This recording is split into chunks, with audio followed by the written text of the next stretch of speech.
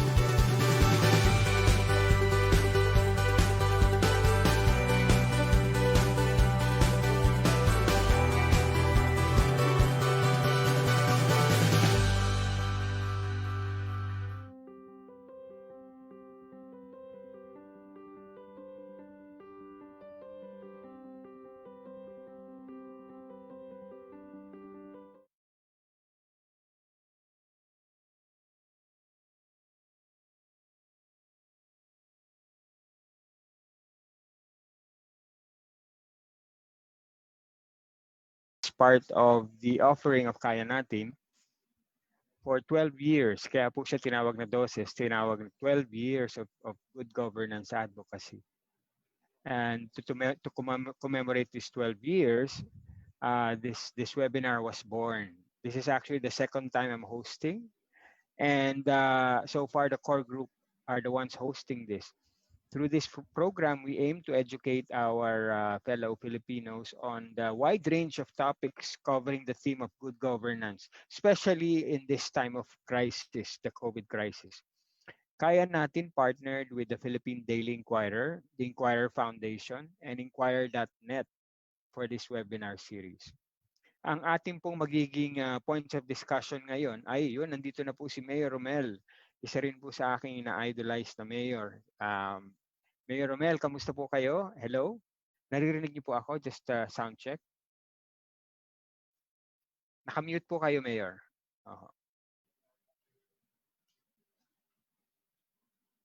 Mayor, nakamute po kayo. Walang audio.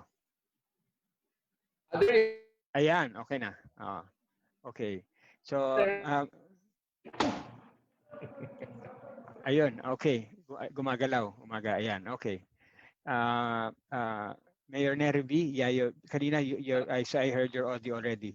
We'd also like to thank the team Kiko and also the KN team for helping us put this together. Sila Camille at sina Kent.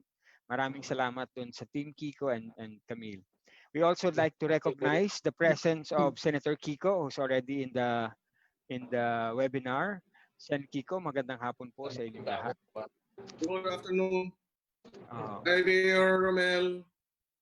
Hello, Senator. Mayor Nerivi. Hello po, Senator. Okay, I guess we can start. Para ho sa expectation ng ating pong mga nanonood ngayon, ang una po magpe-present ay yung practices po ni Mayor Nerivi Santos ng Talavera, Nueva Ecija. Ma'am, taga Nueva Ecija din po ako. Mayor din po yung nanay ko, si Mayor Sonia. San Isidro, Sir Jess. Yes, opo, sa San Isidro. And then we have the practices of insights of Mayor Rommel Arnado of Kauswagan. By the way, Mayor Rommel is also the chairman of the League of Organic Agriculture Municipalities and Cities. And also, we have here the presentation and the insights of practice of Senator Kiko Pangilinan. And then after that, by 5 o'clock, we will have a dialogue and answer, question and answer. Okay? Sige ho, let us begin. Our first presenter or resource person is Mayor Nerivi Santos Martinez. Is the First Lady Mayor of Municipality of Talavera. She started her political career as a municipal administrator of Talavera and honed her skills to become a local chief executive. As a dynamic and results-oriented, ay nawala yung aking notes. Nag-start yung sandali lang po. As a dynamic and results-oriented leader, Mayor Martinez is hands-on with programs and projects that focused on development of the municipality. Because of her leadership, they received the Seal of Good Local Governance from 2016 to 2019, Prime HRM Bronze Award, Hall of Fame, pinakamarangal sa pamilihang bayan sa lalawigan. First year consistent regional outstanding winner in nutrition, Crown Maintenance Award, Hall of Fame Rice Achievers, and Excellence Award in Health Governance, Health Leadership and Governance, HLGP. Ladies and gentlemen, mga kababayan, si Mayor Nerivi Santos Martinez. Mayor? Maraming salamat po, Sir Jess Lorenzo, aking kababayan. So, sa akin pong fellow speakers, of course, the good Senator Kiko Pangilinan, and Mayor Rommel Arnado of Kauswagan, Lanao, del Norte. It's good to meet you, Mayor, kahit through Zoom lang. And the people behind the Kaya Natin movement for giving me this opportunity to be part of the commemoration of the 12th year anniversary of our movement. Isa pong karangalan para sa akin na maging bahagi ng ating pagdiriwang at ng ating series of webinars na naglalayong magbigay ng dagdag na kaalaman sa ating mga kababayan. So again, thank you very much.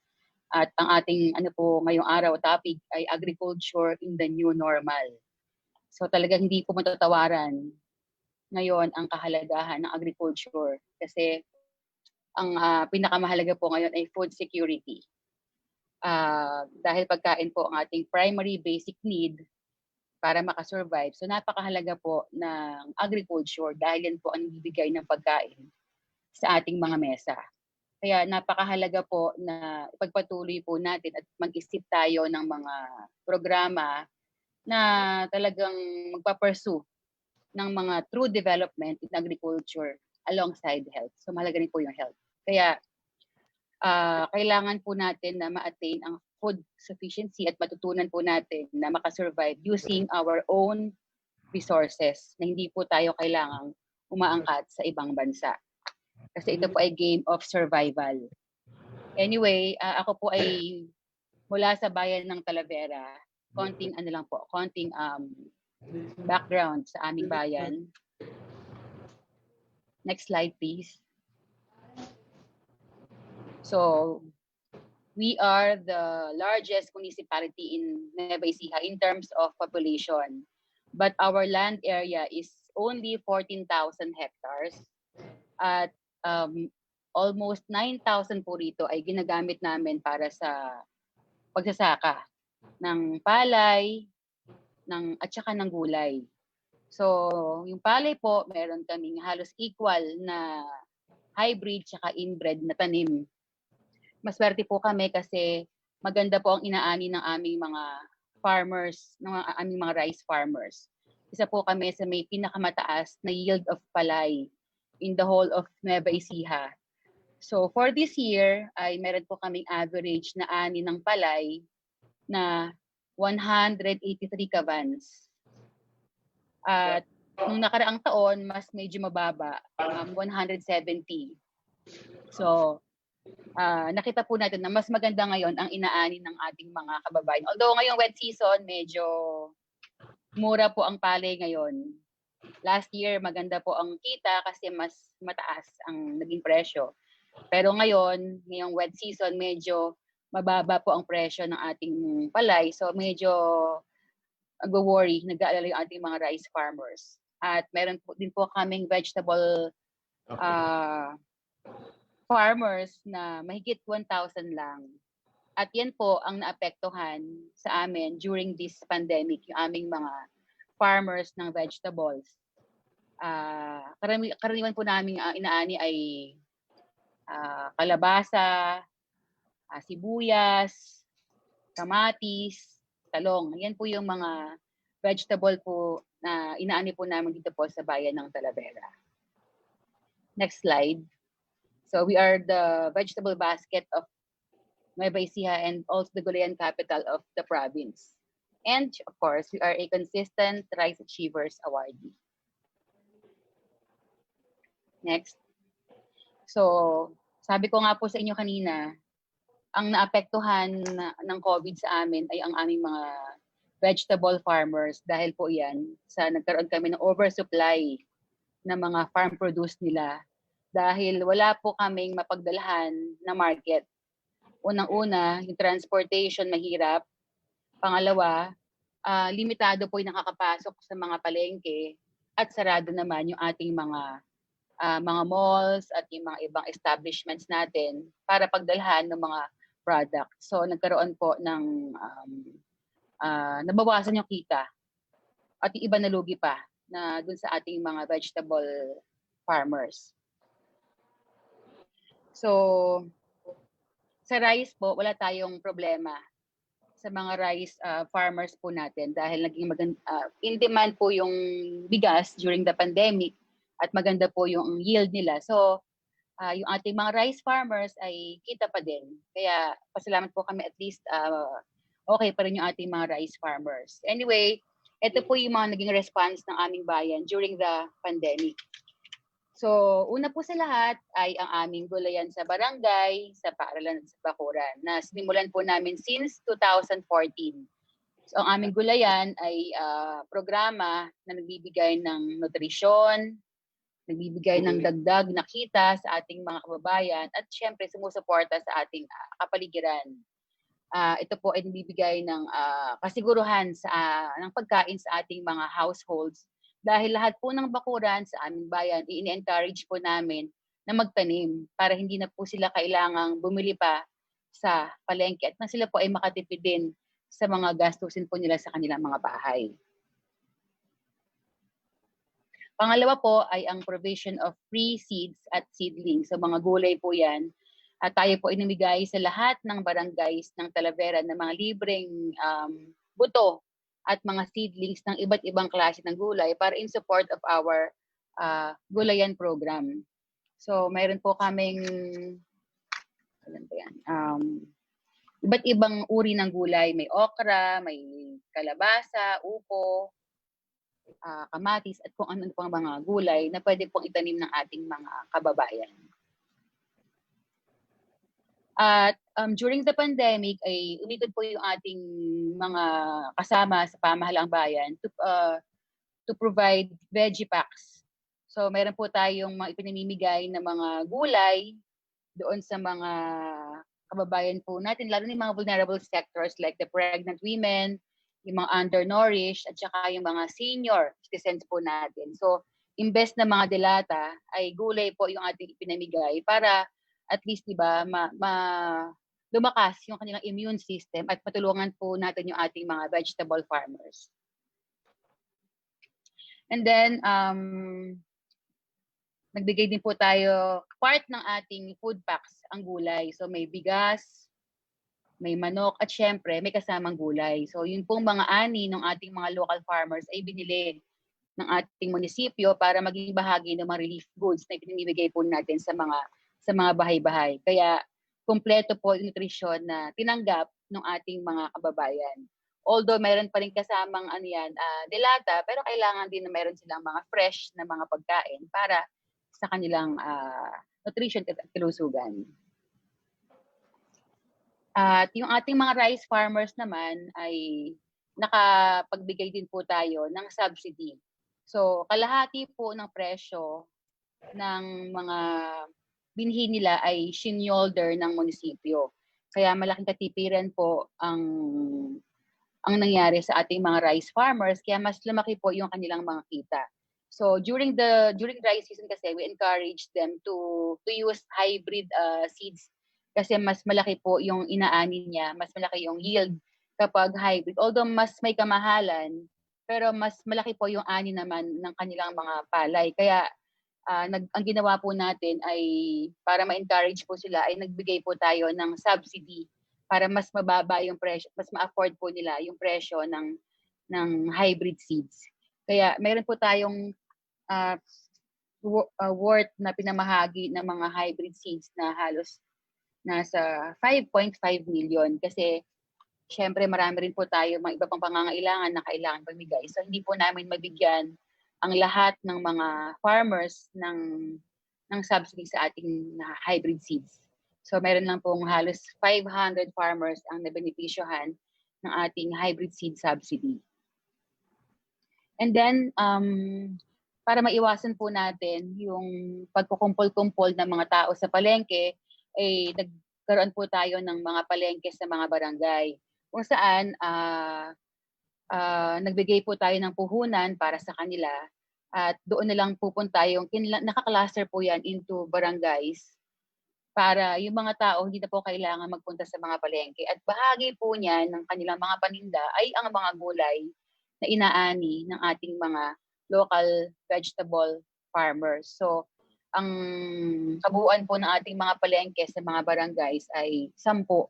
So, nakakalat po yan kasi ang Talavera po ay mayroong 53 barangays. So, medyo malaki po yung aming bayan. And we only have one palengke. Kaya mahirap pag lahat sila nandun. So, ang ginawa po namin ay nagkaroon po kami ng mas maraming mini palengkes sa mga iba't ibang barangays. So, yan po ay nakaayon sa geographical location ng mga barangays. At syempre, hindi mawawala yung paggamit ng mga digital platforms as a mean for exchanging and selling goods and services. So, meron po kaming online pamilyang bayan. Kabilang po dyan yung aming mga empleyado na may mga iba't ibang produkto, mga processed foods, at yung aming mga MSMEs ay kasama rin po dyan. So, na-ima-market po nila yung kanilang mga produkto through online. At yan naman yung mga value-adding through processing. Kamukha po ng aming mga kamatis, pagka sobrang dami ng aming inaaning kamatis, ay talagang bagsak po ang presyo.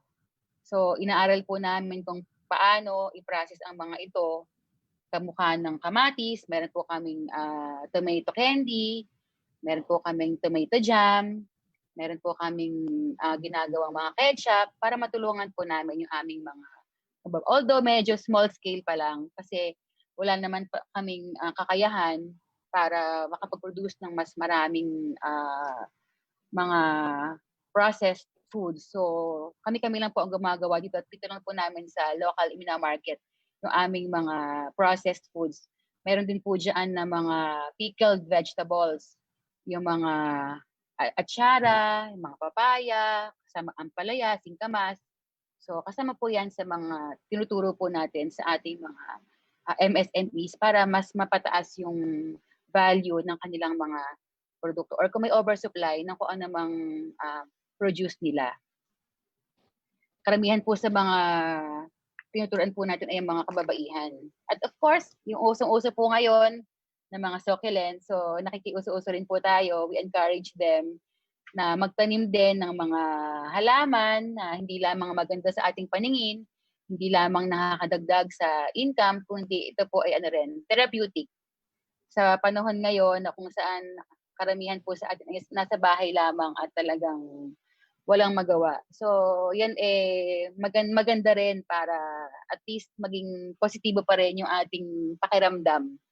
Malaking tulong po yan para maging maayos yung na meron tayong ginagawa pa rin sa kabila ng tayo ay naka-quarantine lang sa ating mga bahay-bahay.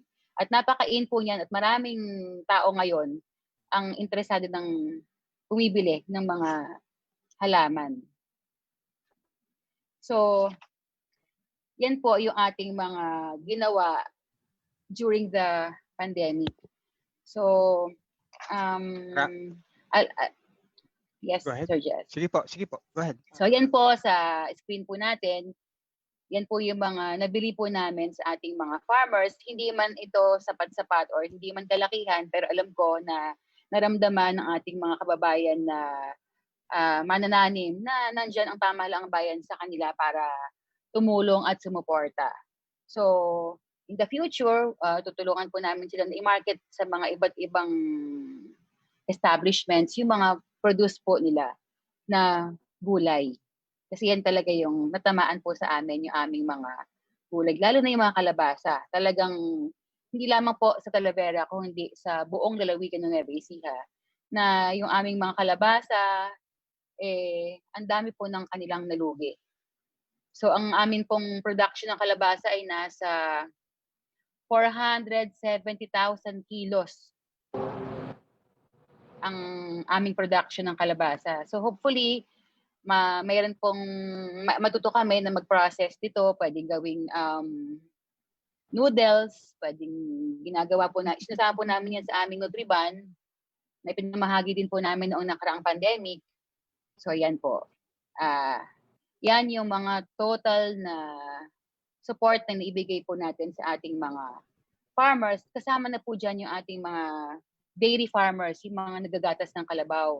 Kasi marami rin po kami itong mga kalabaw at mayroon din po kami mga dairy farmers dito. So we also plan na maging dairy capital of Nueva Ecija ang Talavera. We are producing almost 80,000 liters of Carabao milk dito po sa aming bayan. So nung nakaraang pandemic ay naapektuhan din po sila kasi napanisan po sila ng mga gatas dahil nakulang din po sila sa pagbebentahan. Walang market yung mga gatas. Problema ang transportation, kaya marami rin pong nasayang na mga gatas. So, yan po, almost 7.7 million ang aming naitulong doon sa ating mga vegetable at mga dairy farmers. So in the future, of course, alam naman po natin na talagang food security is a must. At yung mga nabanggit ko na yan ay magiging bahagi na po na tuloy-tuloy ng ating programa sa agriculture. At syempre mahalaga na ito po, yung mga pag-linkage po sa kanila, mga market linkages.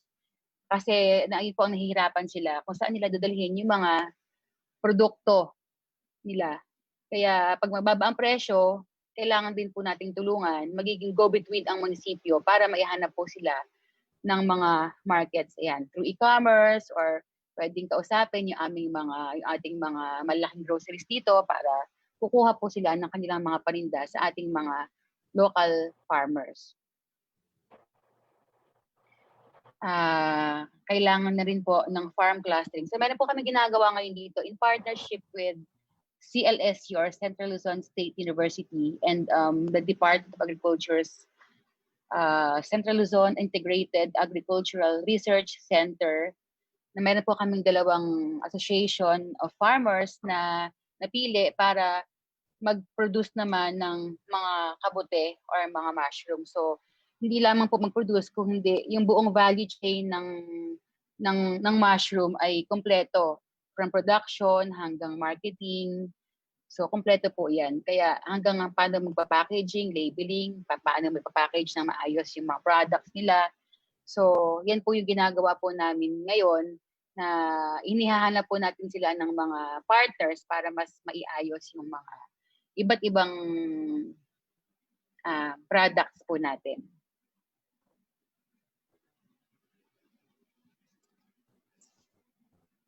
So ayan, of course, yung kanina pong kinakwento ko sa inyo, pag yung mga pwede tayo maggawa ng mga iba't ibang produkto out of our raw materials, yan ko ketchup, mga candies, pwedeng yung mga kalabasa, pwedeng gawin po natin mga noodles or pwedeng yung mga malunggay, pwedeng gawin natin mga gamot. So hahanap po tayo ng mga partners na makakatulong po para sa atin sa bagay po na yan. So, ma-manufacture po natin yung ating mga raw materials in partnership with mga private individuals or companies. Yan po yung aming mga kalabaw na, of course, our goal is to be recognized as the dairy capital of Nueva Ecija. Kailangan po namin ng mga technology para mas mapahaba yung shelf life ng mga gatas. Kasi sa ngayon, usually yung pong gatas ay ilang araw lamang yan eh. So, kung hindi po siya ipaprocess at walang agad-agad na ready market for them, ay masisira po yung ating mga gatas. So, kailangan po namin ng mga machine, pwedeng gawing powder, yung mga gatas, or mga makina para mas mapahaba yung shelf life ng ating mga fresh milk. So ako po ay nakikipag-usap sa PCC or Philippine Carabao Center tungkol po dyan. Very positive naman po yung response nila doon sa ating request na support from them. Meron po kaming mga kesong puti, pastillas, at yogurt. At isa po sa aming mga festival ay ang tinatawag po namin na Kesong Puti Festival. So yan po ay parang cheese, white cheese na gawa sa gatas ng kalabaw. Ito rin po yung ang isa sa mga pangarap namin na magkaroon ng cold storage. Actually, yan po ay naka-apply na po kami sa DA through PRDP or Philippine Rural Development Project, na kung saan ay naka-request po kami, naka-apply po kami for a cold storage kasi marami rin po kaming mga onion farmers. We are the 4th largest producer of onion in Nueva Ecija.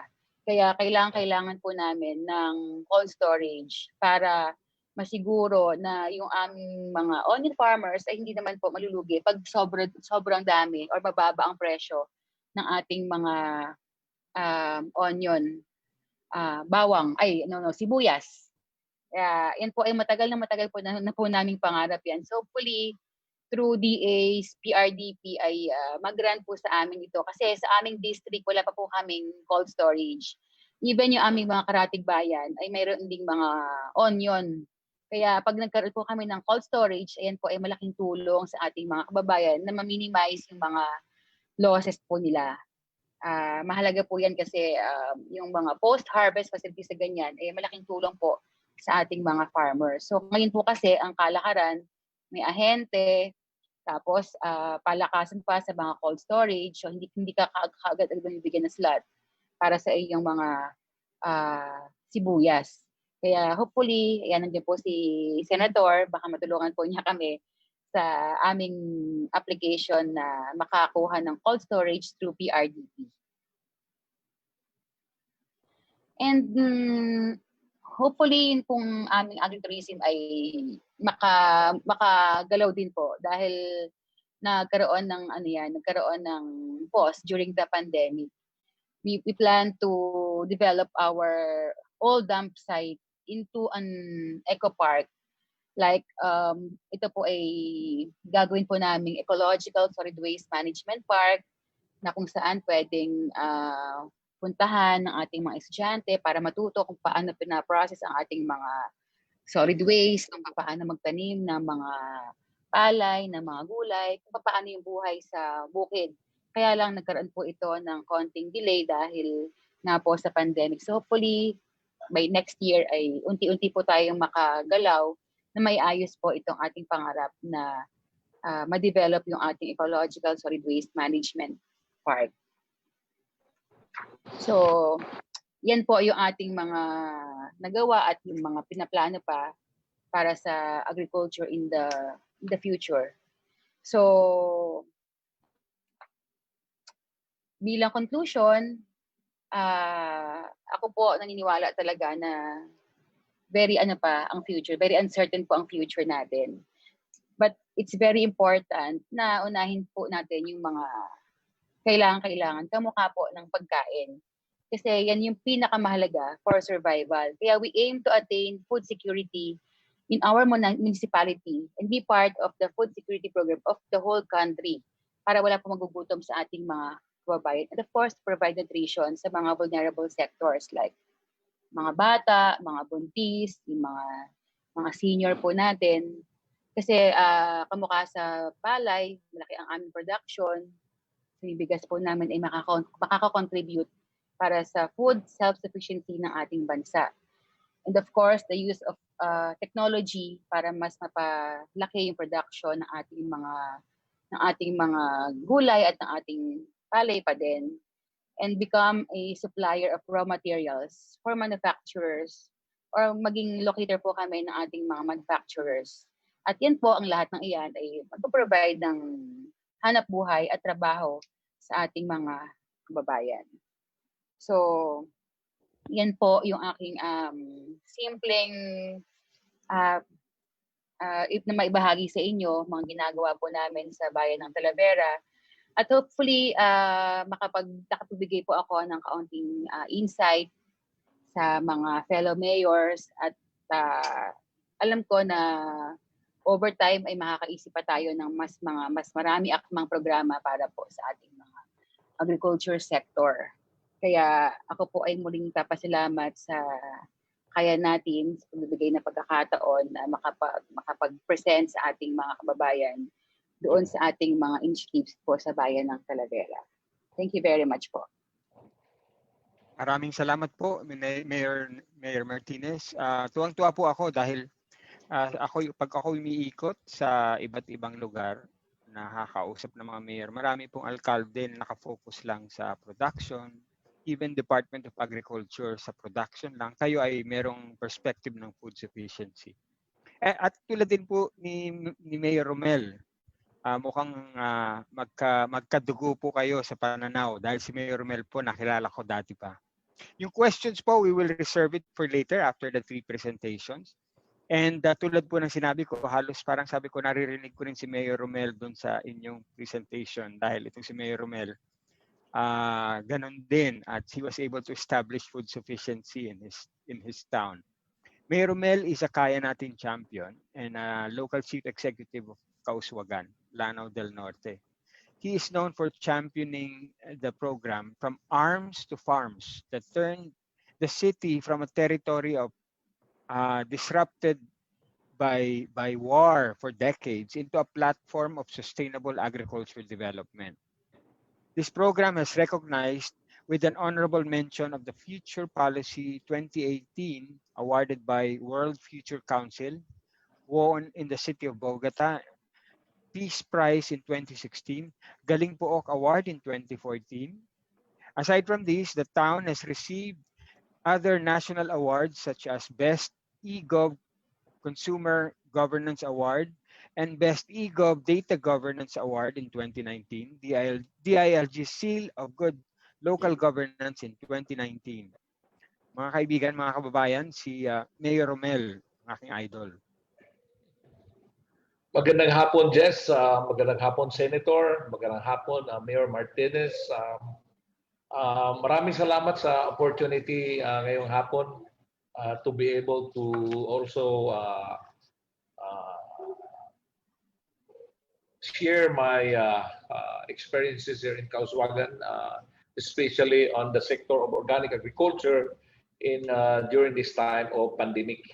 My topic will be discussing on the achievement of the different municipalities under the League of Organic Agriculture, municipalities, cities, and provinces on organic agriculture, especially our municipality who is currently mobilizing more our efforts in food production while achieving peace using food as our tool. I would also discuss our role in achieving the World Sustainable Goal and our strategies to survive using organic agriculture in our locality, especially during this time of the COVID-19 pandemic. Our current situation in the Philippine agriculture.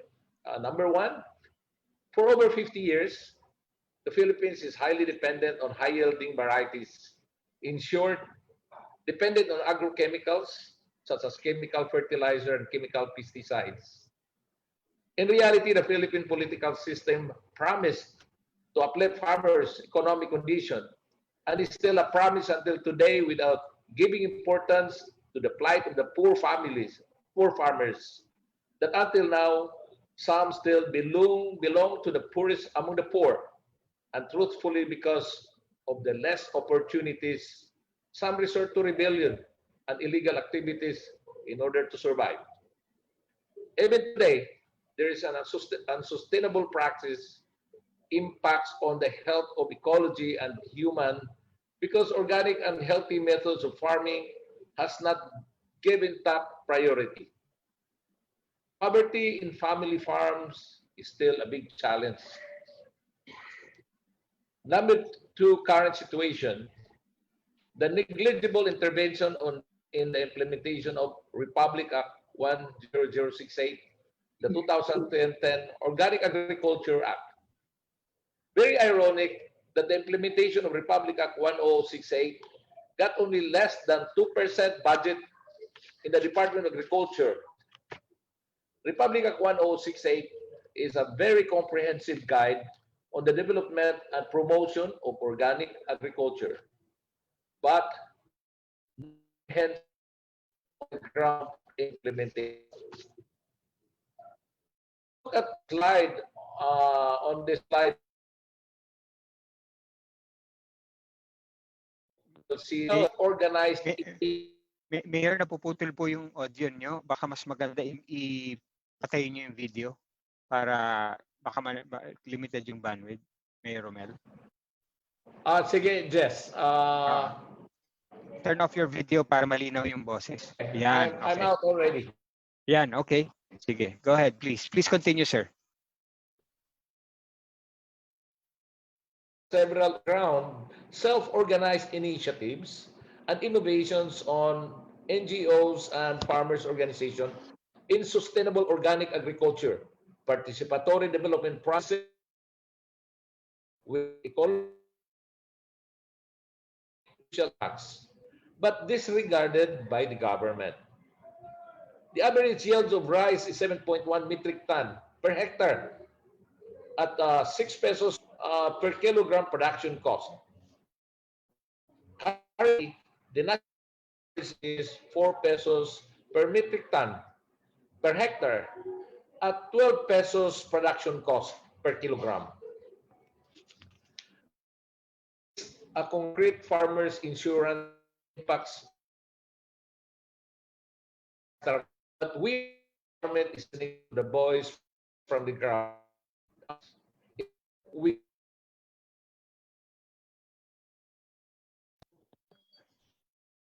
Mayor Rommel, we're losing. Okay, go ahead. This was presented by Philip, the 12th CP General Assembly at Grand Hotel Iloilo to give you an overview of the different yield its production cost. Average annual labor cost and other agricultural expenses in pesos. If you look on the presentation, production cost is allocated to chemicals and high-yielding varieties in conventional agriculture, while only 9% for full organic farmers, organic inputs. This is the business usual or the norms in over 50 years of conventional farming supported by us, the government. A painful reality in the Philippine scenario. Net agricultural income and the net agricultural income per hectare as of 2009. Looking into the net agricultural income between the full organic farmers, conversion farmers, and conventional farmers. In this presentation, the farm compared to conversion farmers and conventional farmers in the macro level of the national average. Full organic farmers' net agricultural income per hectare is 1.5 times than the conventional or chemical farmers. Perceived changes in food security. Food security for full organic farming is much better, with a 43%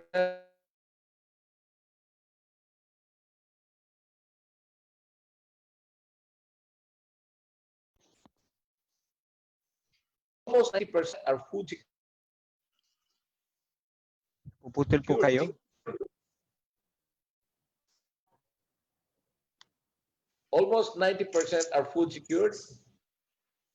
As well.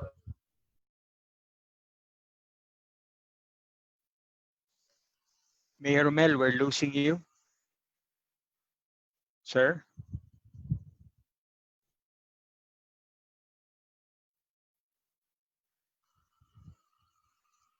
Mayor Rommel? Wala na po kayong audio, Mayor.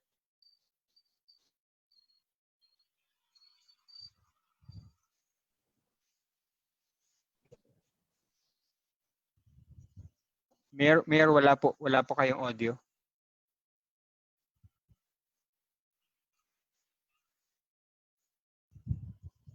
Sir, would you like to, we'll give you time to log off and log in.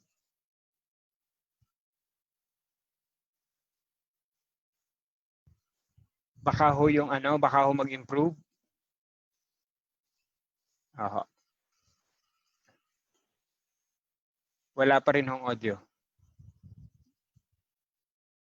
Siguro just to affirm what Mayor Rommel is saying, we at SEAOIL, when we had a partner with the League of Organic Agriculture, of the LGUs that we've engaged, there's a documented impact of 90% food security based on the consumption of the farmer, and also the variety that they of and sourcing of the harvest. Mayor Rommel, naririnig? Wala pong audio.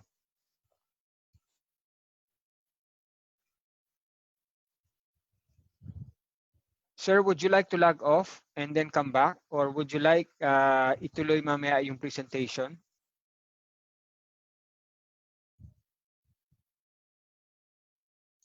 Baka ho pwede mag-text kayo.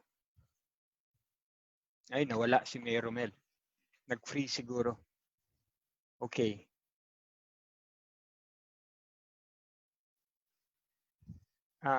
KN team, can we pause the presentation of Mayor Rommel? Nag-freeze.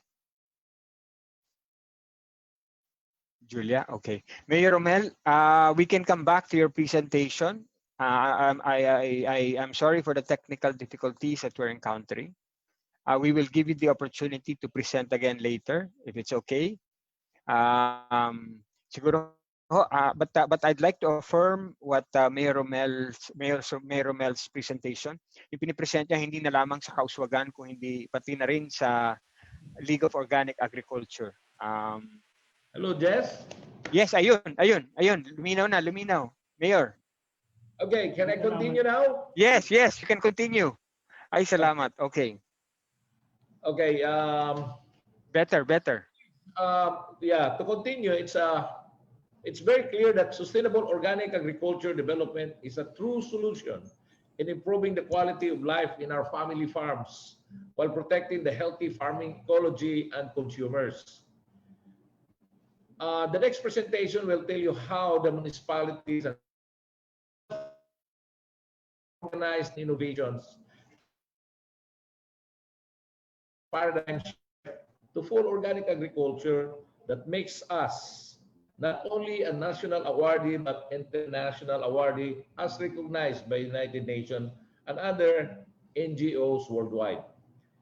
In 2016, because of organic agriculture and using food as a tool for peace, Kauswagan won the hearts of the rebel returnees to return back to the mainstream of society and indulge in organic farming that really changes their lives.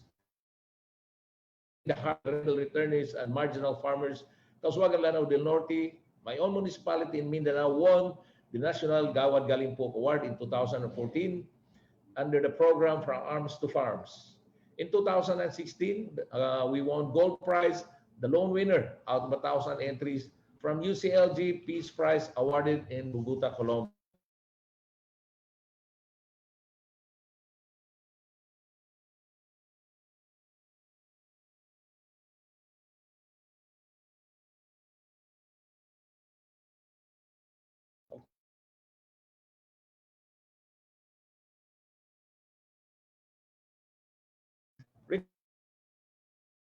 How brought down our poverty incidence from 79.7% in the year 2010 to 9.1% in the year 2018.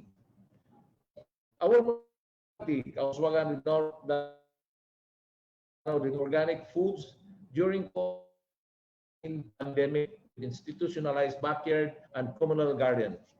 Organic school curriculum, elementary and TESDA scholarship, alternative learning school, the ALS, the massive full organic food mechanization, model of P2, the Balik Provincia, Buhay Pag-asa Organic Village, created organic trading market to absorb the farmer, local organic produce on the ground, and the establishment of Interlocal Alliance for Peace and Development, food sufficiency in organic agriculture in the municipalities of Munay and Punapiaga po, as sanctioned by Republic Act 7160, Section 33.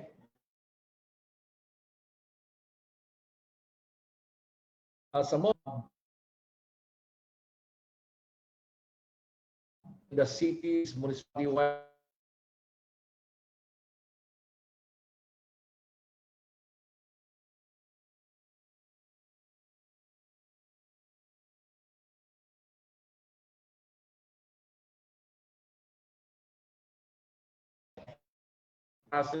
will be given innovations, role models, and role potentials that upscaled and globalized.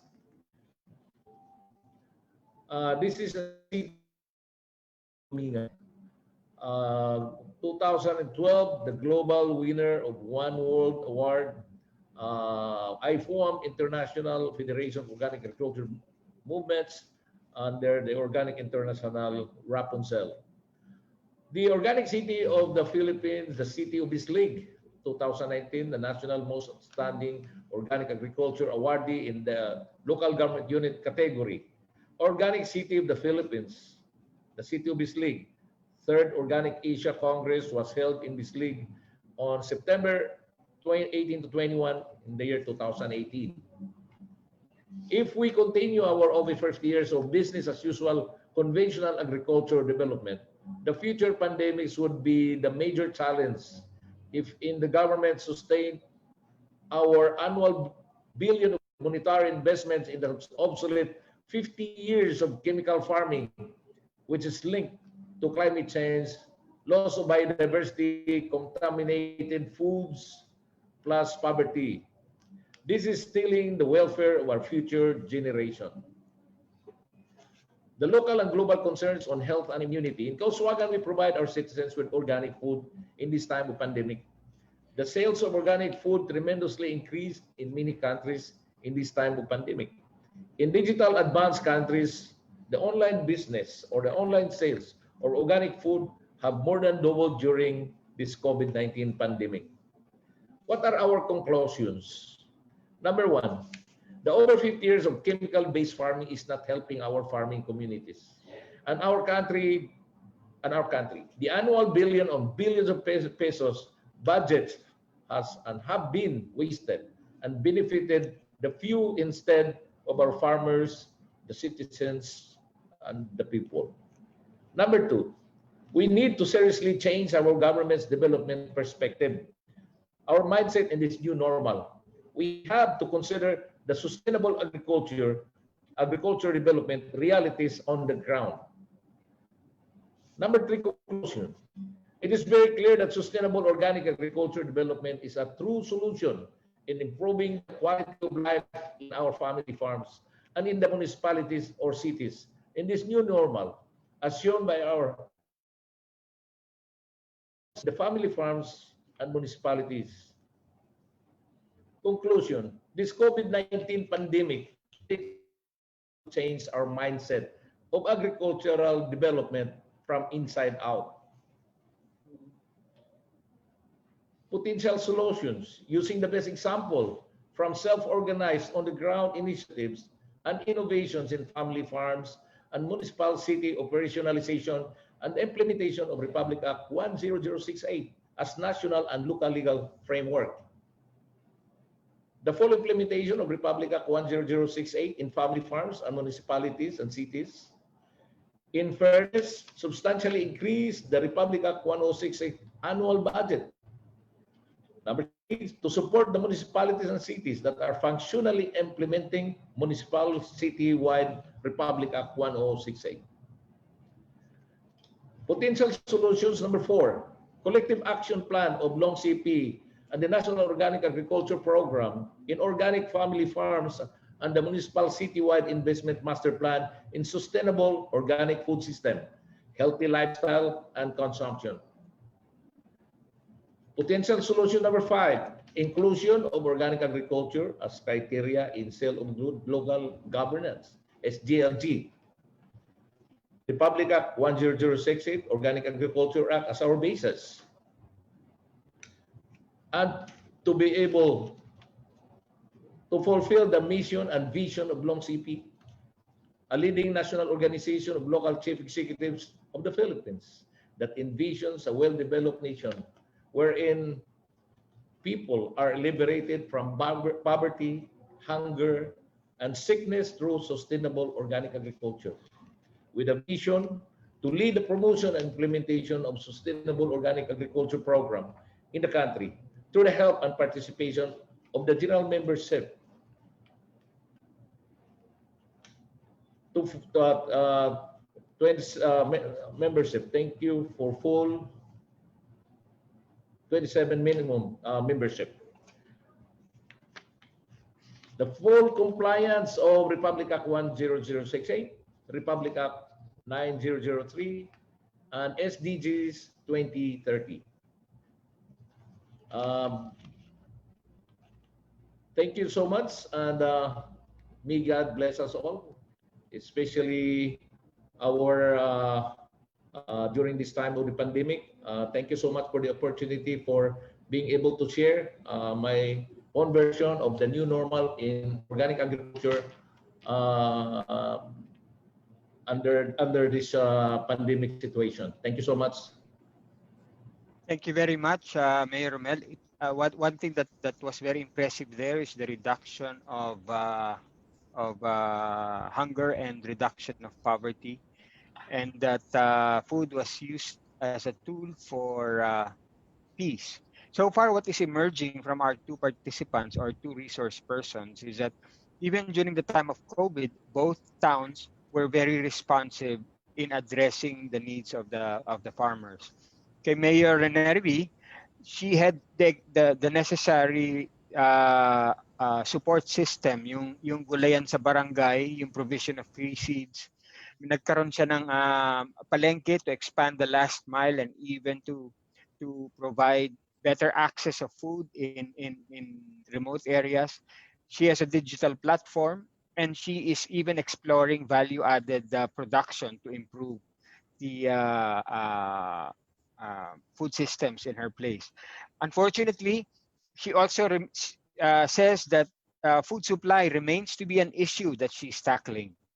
Kay Mayor Rommel naman, yun sa kanya, he was able to address hunger in a war-torn area and was able to reduce poverty from 79% to 9%.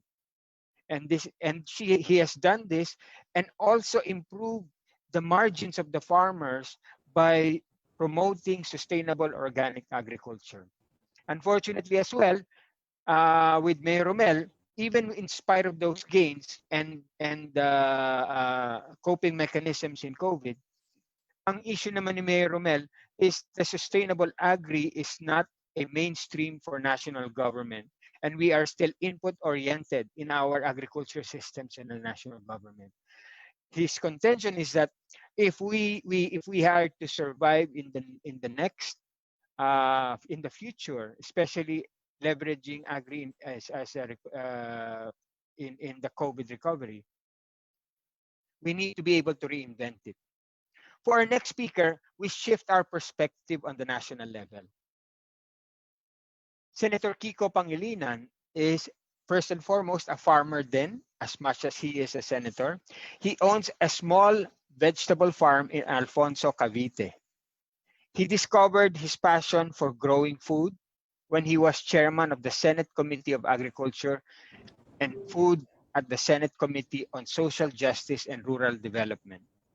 He spoke to farmers and fisher folks all over the country and was inspired to become a farmer himself. Senator Kiko, naku, nawala. Teka lang. Ayun. Teka. Oo. Senator Kiko went into farming full-time when he termed out as Senate in 2013. But on 2014, President Benigno Aquino was able to convince him to become Presidential Assistant for Food Security and Agricultural Modernization, taking charge of the 4 agencies: the NFA, National Food Authority, National Irrigation Administration, Fertilizer and Pesticides Authority, and the Philippine Coconut Authority. His active partnership with agriculture and fisheries stakeholders also led to an innovative and empowering way to fix the age-old problems of the sector. Sagip Sakahan Advocacy Program that has raised the incomes of participant farmers by modernizing agriculture processes from pre-production to post-production. This was since become a law and was used during the pandemic, allowing LGUs to buy 6 billion worth of produce directly from farmers and fisherfolk. After being elected a fresh Senate term in 2016, he authored pro-agri bills such as the creation of Department of Fisheries and Aquatic Resources and expanded crop insurance and cocoa levy trust fund bill, which is being tackled anew in the Senate after the president vetoed the bill in the 17th Congress. Ladies and gentlemen, mga kababayan, si Senator Kiko Pangilinan. Welcome, Senator Kiko. Hi, thank you very much for that kind introduction. How is everyone? Good afternoon. Good afternoon, sir. And thank you for this opportunity to speak with you this afternoon on a matter that I feel is critical and crucial for us to be able to finally address hunger and secure our food for 109 million Filipinos. Happy anniversary sa ating Kaya Natin. Next slide, please. Of course, Kaya Natin has always been involved in our efforts to provide leadership and leadership that is programmatic and that addresses the problems of the country, solutions. Next slide, please. That is me over there. 9th anniversary, 2017. And of course, the legacy of the late Jess Lorenzo is what we continue to promote. Yung matino at mahusay na pamumuno. Next slide, please. Nung pumutok yung COVID at nagkaroon ng immediate lockdown, we faced the worst health crisis in living memory in the country, and the worst economic crisis since 1983. Very challenging. Nung nag-lockdown, biglang nagka-problema ang food supply ng ating mga kababayan. Hindi makalabas ng bahay, hindi makapunta sa palengke. Gutom ang naging usapin. Doon nakita, I think, if there is one silver lining in COVID is people suddenly saw the value of agriculture and food, whereas before they took it for granted. In fact, the Department of Agriculture reported dati yung kanilang urban gardening program, walang pumapansin ng kanilang hotline. Masyadong malamig yung hotline nila. Sa isang araw siguro maswerte na sila na may isang tumawag. But at the height of the lockdown, daily they were receiving 100+ calls on how to plant, the desire for seeds, and to do urban gardening, which is to say that that was a clear sign that suddenly people realized how important agriculture is, whereas it was taken for granted and neglected. Part of the new normal precisely is that. How do we not go back to the old ways of how we view agriculture and food in our country, and maintain and sustain and expand precisely that mindset that agriculture and food is fundamental and essential. In fact, more essential than infrastructure, if you ask me. But I'll go to that later. You can go. So, nung nagkaroon ng pandemic, we rushed Bayanihan 1, and we saw the opportunity for farmers and fisher folk to be able to access the markets directly with the help of the local government. Sagip-Saka was passed, by the way, the Sagip-Saka law was passed in 2019, May. The IRR was finalized December 2019.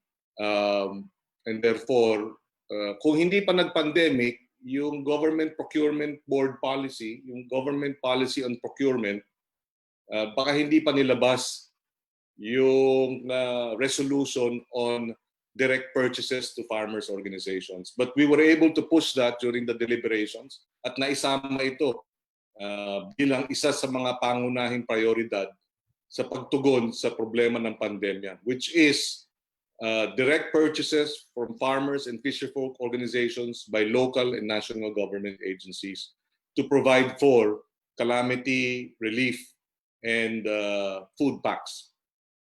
Governor Nancy Catamco, for example, of the province of Cotabato, who I had the chance to see last February before the lockdown and informed her of Sagip-Saka, immediately put in place a program that implemented Sagip-Saka in her province. She was able to purchase millions of pesos worth of agriculture produce to address precisely the food packs and the assistance for their lockdown communities. Ang interesting story ni Governor Nancy is that the provincial government bought from an upland lumad farmer 500 kilos of kalabasa, but they bought it at 4 times the usual price given by the middlemen. Yung middlemen binibili bago nung pandemya ng piso bawat kilo yung kanyang kalabasa. Pero si Governor Nancy Catamco bought it at 4 pesos per kilo, thereby quadrupling the income of the upland vegetable farmer. Not only that, nakapagtipid pa yung upland farmer because hindi na niya pinoblema ang transport. The provincial government provided the truck that hold the kalabasa from the upland barangay. Nakatipid pa yung farmer sa transport. And this story was also replicated in many parts of the country, in Pampanga, in Barangay Arayat, for example, kay Barangay Captain Froilan Soriano. Again, we informed the chairman of the Committee on Agriculture of the provincial board, si board member June Canlas, that Sagip-Saka is a law that can be implemented at the time of the pandemic. Board member June, who was former mayor of Bacolor Town, immediately informed his constituency about the law and how it can be implemented in their respective communities. And Kapitan Froy Soriano of Pampanga did just that. They purchased palay directly from farmers, rice farmers. Dinagdagan nila ng piso yung halaga dahil 17 pesos per kilo yung going rate doon sa lugar nila. Binili ni Kapitan Froy ng 18 pesos a kilo. Kulang kasi yung naging ayuda mula sa national government na pilitan ang local government na punuan yung kulang para sa ayuda at sa food packs. Ito ang ginawa nila. They purchased the palay dahil meron silang rice mill doon sa barangay nila. Sila ang nag-mill ng bigas. Nakatipid sila. In effect, ang naging presyo ay based on their computations, 32 pesos a kilo yung bigas ang halaga. Whereas ang bigas sa wet market at that time, the going rate was 40. So they were able to save 8 pesos per kilo, which allowed them to purchase more rice. And in the end, itong rice na ito ay ipinamahagi sa mga quarantine communities. And they were able to add 3 kilos of rice per family dahil nga nakatipid sila. So panalo ang farmer dahil mas mataas yung presyo ng palay. Panalo yung barangay dahil nakatipid sila doon sa pagbili at giling ng palay. At panalo yung consumer dahil nakadagdag ng 3 kilo nung nakamura ang local government. So this again is a product of Sagip-Saka. We were in coordination with Secretary Willie Dar.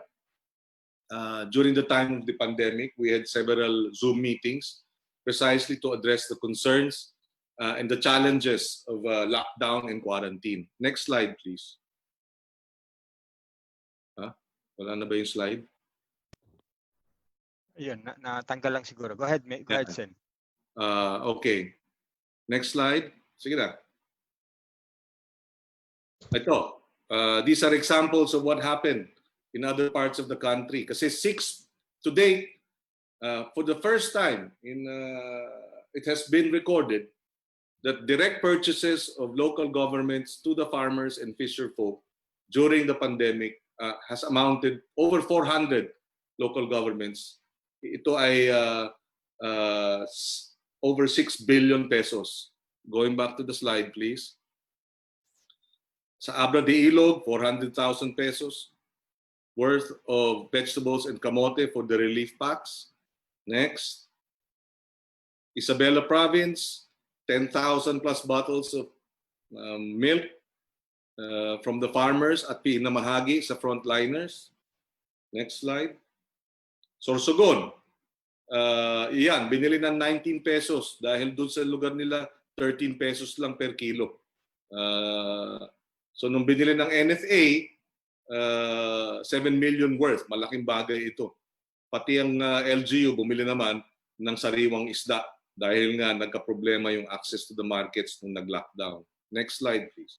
So for a total of, and then this is Bicol region, 245 million pesos worth of rice, pork, chicken, eggs from the farmers. In fact, if you look at the quarterly growth, GDP growth of the country, everything went negative except for agriculture, which grew by 1.6%.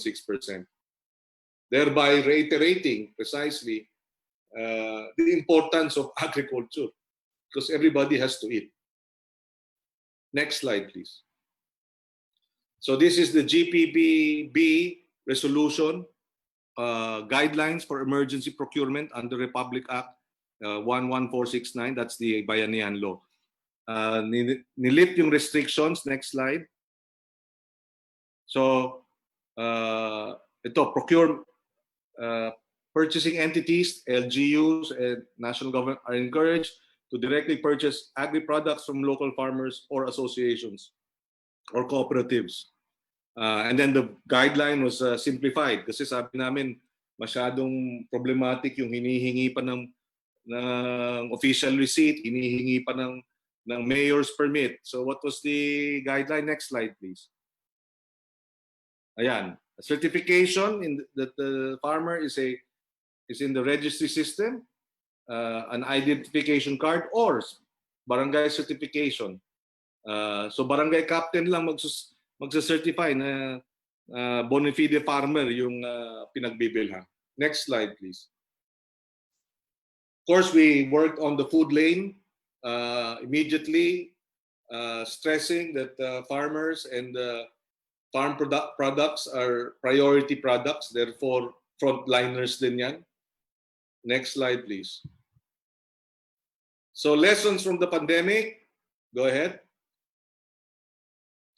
Yun, nabanggit natin nung kanina, maraming naging interesado sa urban gardening. Nagtanim yung mga plantitos at plantitas lalo na sa mga urban centers. Next slide. Which we should continue to sustain and support. Food security is central in any pandemic, in a calamity and in a pandemic. Next. Ayan, nagpumipila sa mga grocery, nag-hoard, kumakalat ang problema ng COVID,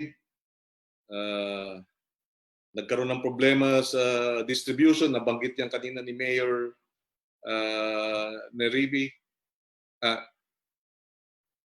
Sa Talavera, nagkaroon ng problema. Next slide, please. Yung kalabasa. Next slide, please. Ayan, yung output ng agriculture. Positive. Next slide. And agriculture can be an engine of growth and, of course, a job creator. In fact, the cheapest cost to create one job in the agriculture sector. Therefore, if you invest in agriculture, then you are creating jobs. Next slide, please.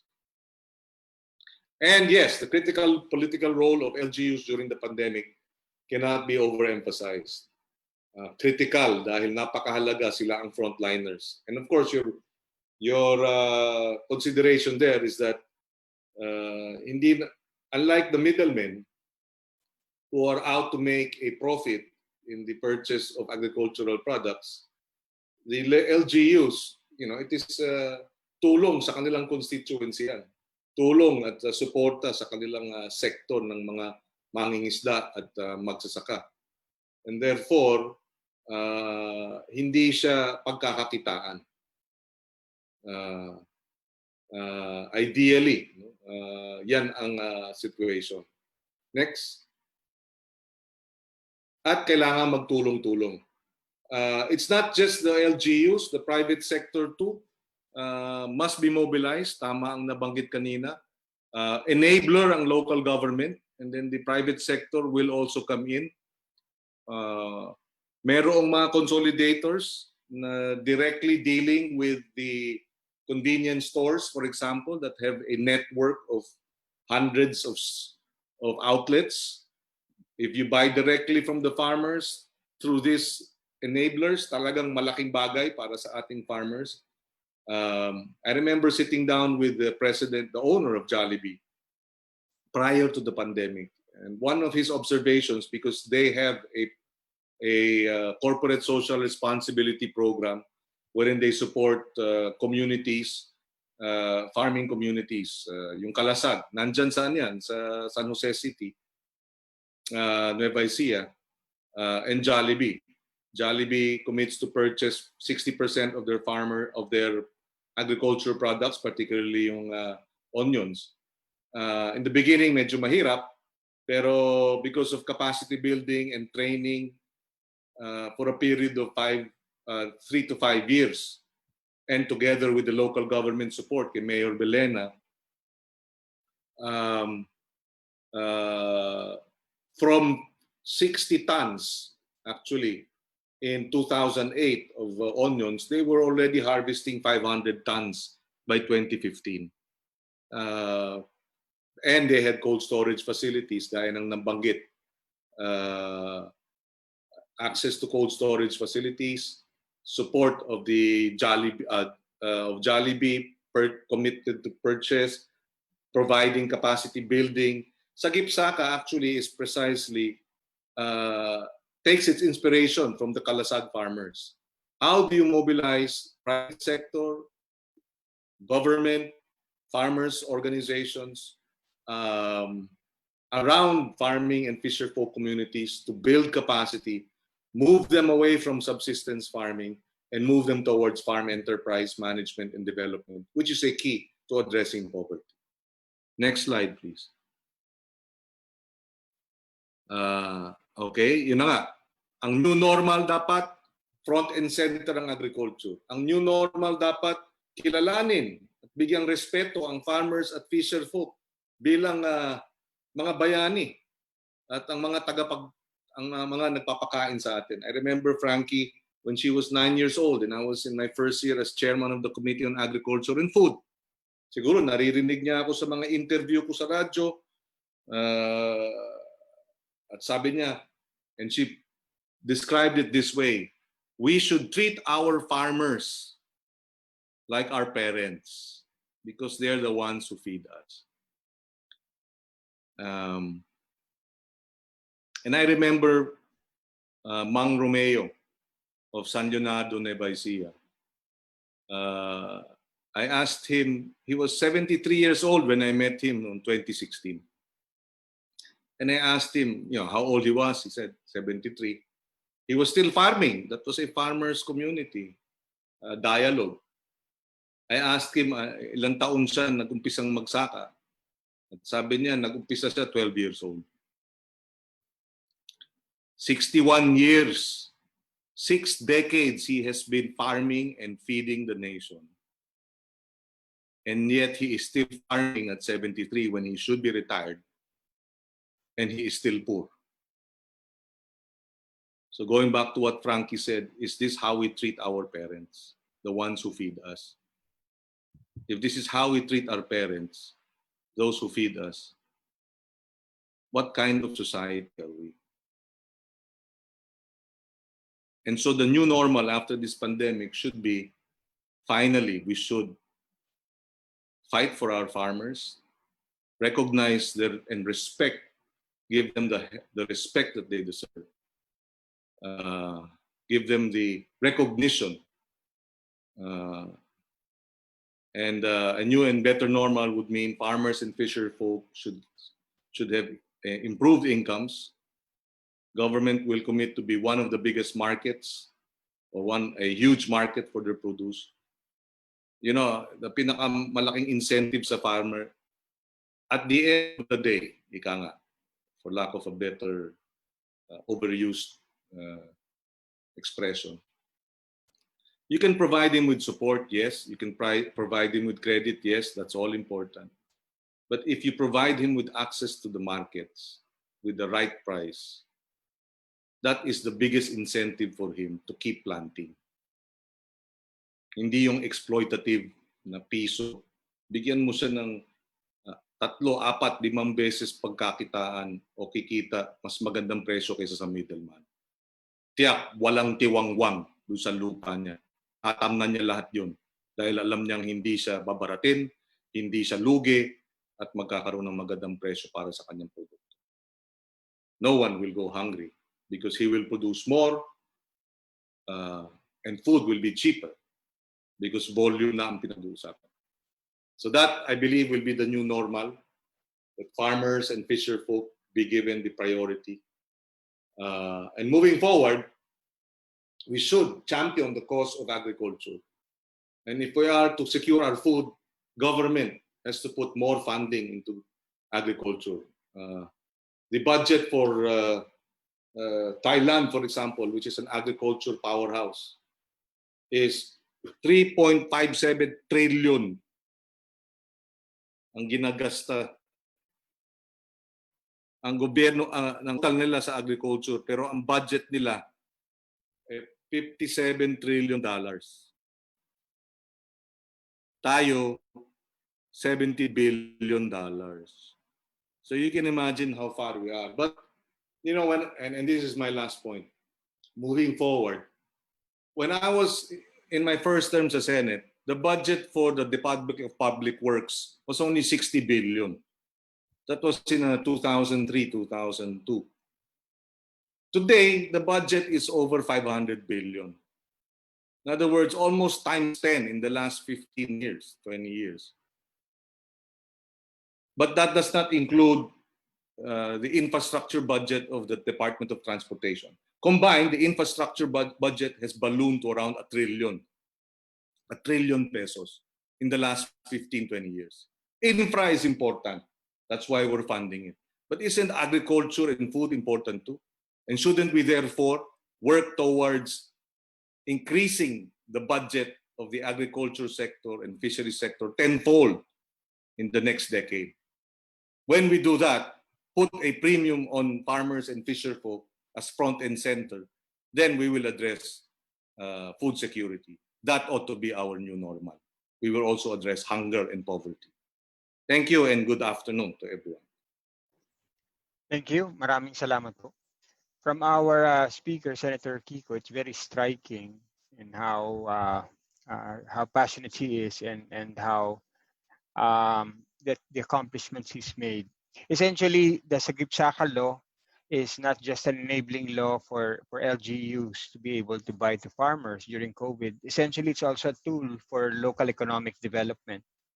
And there has been studies that the Sagip-Saka law has actually improved the co-ops because of that enabling policy. So what's happening now is we have mayors that are doing well at the local level. We have examples. We have proposals even from the local government, and even a good perspective from the national. But before we move forward, Senator and Mayor Nerivi and Mayor Arnado, we have some questions already from our participants. We have these questions are coming from the Facebook. We have a high visibility at the Facebook. Gagawin ko po, babasahin ko lahat para hindi isa-isa. Pagkatapos, maybe you can weave it into the conversation. For the questions for Mayor Martinez and Mayor Arnado, low farm gate prices and demand are usually the biggest concerns of agricultural stakeholders. Do you have any programs that are able to address that sustainability that our other LGUs can emulate? I guess meron naman si Mayor Arnado, but we can have them discuss that as well. The second question is, what kind of policies would you like lawmakers to focus on in line with the President's directive to boost PH agriculture? Now, for Senator Kiko, in particular, there are also three questions. Are there any moves from the Senate to lobby for an increase in DA's 2021 budget, given that the proposal was lower by 17% from the agency's current funding? Are lawmakers open to amend the rice tariffication law, given that several studies pointed out that farmers are on the losing end of this policy? If yes, what are these amendments? If not, why? And then finally, third, in the study by World Bank, it is said that that for PH agriculture to thrive, the government's policy should not be rice-centric. Instead, it must be investments to develop other crops. Do you think PH is ready to abandon its fixation in rice? How do we address this problem?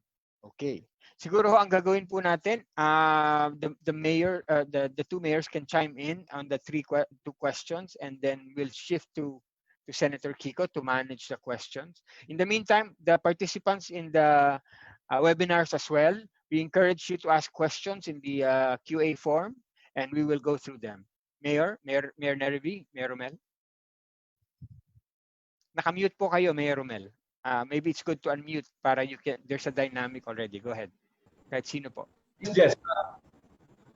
I want to answer some of the questions first. Well, first of all, we have to make a design on our roadmap towards our agriculture. In my case, it's organic agriculture. With regards to farm gate price, it is instituted here that before you plant, we already planned your market. So in other words, you'll not be competing with each other or with other producers. So we do modular farming to make sure that price will be good. And we also make it a policy also that if you cannot sell it from outside, the LGU itself is our consolidator. We also have established several organic trading posts, but we have also our very own trading post in our municipality. Lawmakers to both agricultures to increase budget, particularly in organic agriculture. For me, the new norm is to go on organic agriculture because that is health and wellness promotion. If we keep on using inorganic or synthetic fertilizer, that is killing all Filipinos. We should boost up our agriculture by putting more money on organic agriculture. Imagine we set aside less than 2% of our total agriculture budget towards organic agriculture. And on rice tariffication law, it has to be eliminated. It has to be thrown away. As you can see in my presentation, if we take a look at the report given by the AgroEco, that if you are going to use organic way of production of rice, the production cost is only 6 pesos per production cost per kilogram. How come the government is not looking at it? How can we keep on going into inorganic, which is more in production cost? As you can see, it is all in the data that our cost is 12 pesos per kilogram. It is more money. And the current yield on inorganic is 4 metric ton per hectare, whereas on organic, way of production of a rice is 7.1 metric ton per hectare. So it is data provided. It is with the National Seed Network documents that this can all be done. We don't need to import rice. All we need to do is support the local farmers in the production Okay. of organic rice. Okay. Thank you, Mayor. Thank you. Recognizing your responses. Mayor Martinez.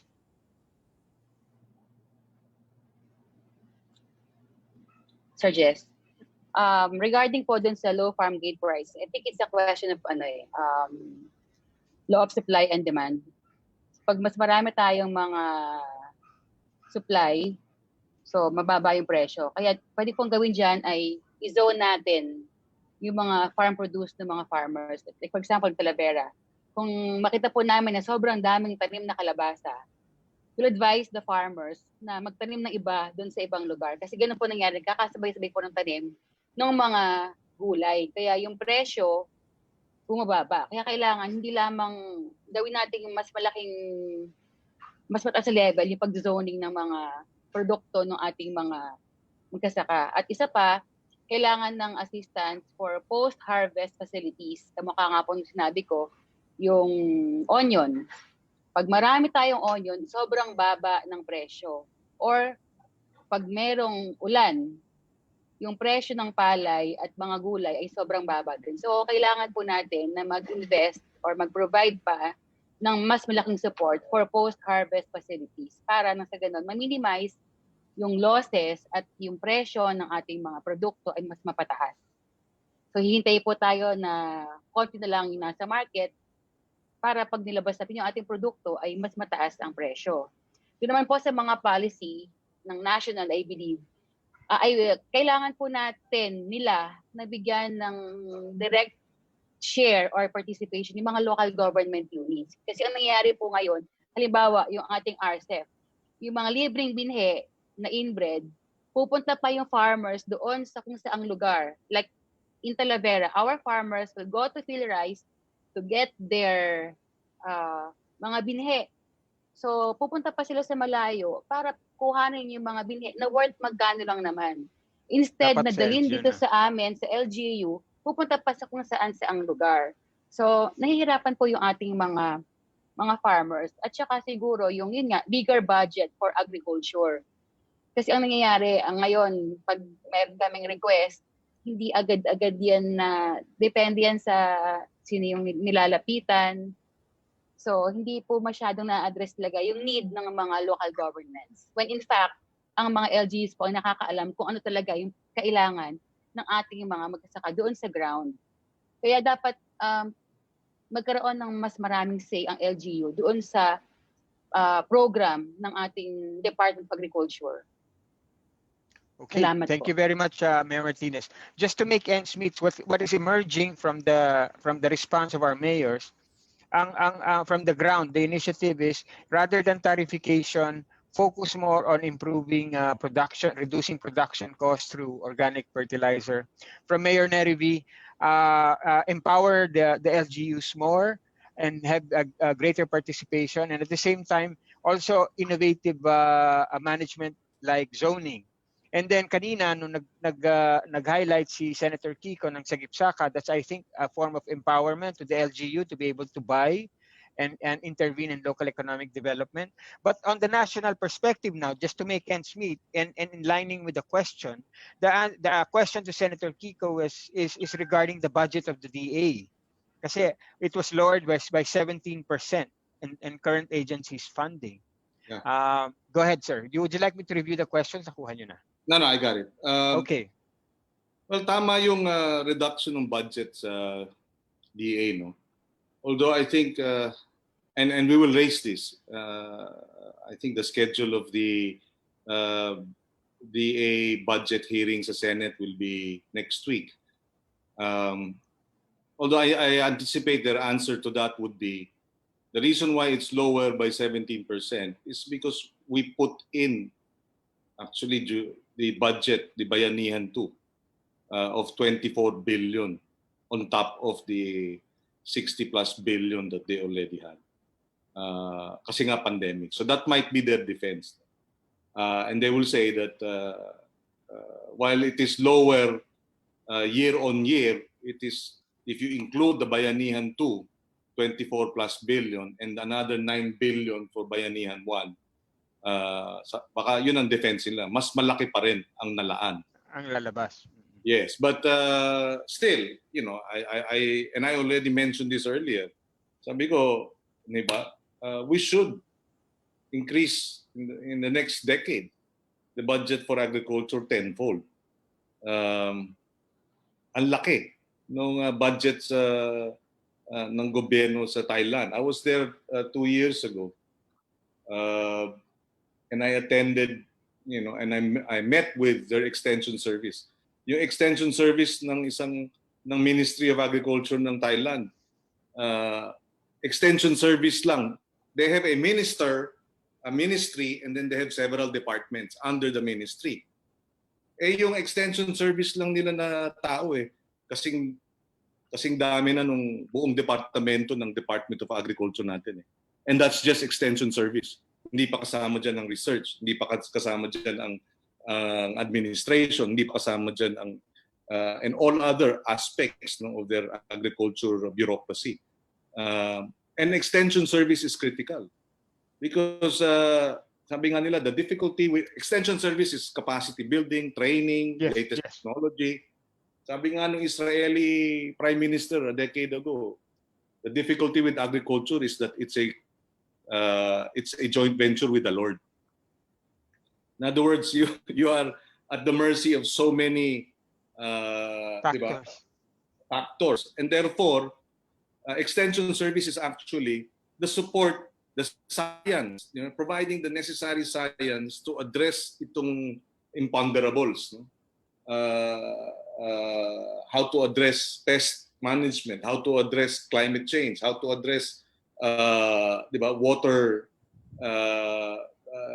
quality of the water, etc. Lahat yan, importante.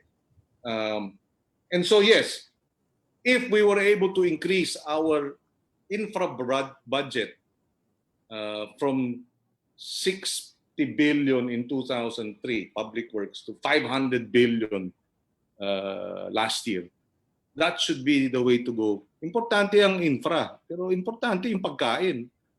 Ang biro ko nga hindi mo naman makakain yung kalye. Pero sa oras de peligro, ang uunahin mo, siyempre, yung pagkain. And that's why it should be a priority. So that is what we have to do. Work on increasing the budget. Sir, yung second question, how about the rice tariffication? And also connected with Mayor Rommel's comment. You know, hindi kasi, well, I am an organic farmer. Mayor Rommel knows this. No? And it's the quality of organic produce is really no match yung commercial sa lasa, sa sustansya. So that has been an advocacy of mine, except that my concern is it cannot happen overnight. It is a process of transforming more farms into the agriculture, into the organic, di ba, template. And we should have a strong advocacy towards that. In fact, we're amending the organic law, the agriculture organic law, so that we can get better accreditation of organic farms through the guarantee system. Yung na para mas maparami, di ba? Yung advocacies at yung stakeholders involved in the process of organic certification. Tapos na monitor din yung quality. So we support that. But in the meantime, for the rice tariffication law, I see the value up to a certain degree if it is implemented properly. And that's where, sabi nga, the devil is in the details. Dapat tama ang koleksyon ng taripa dahil yung taripa pupunta direkta sa suporta sa farmers by way of capacity building, training, even cash assistance.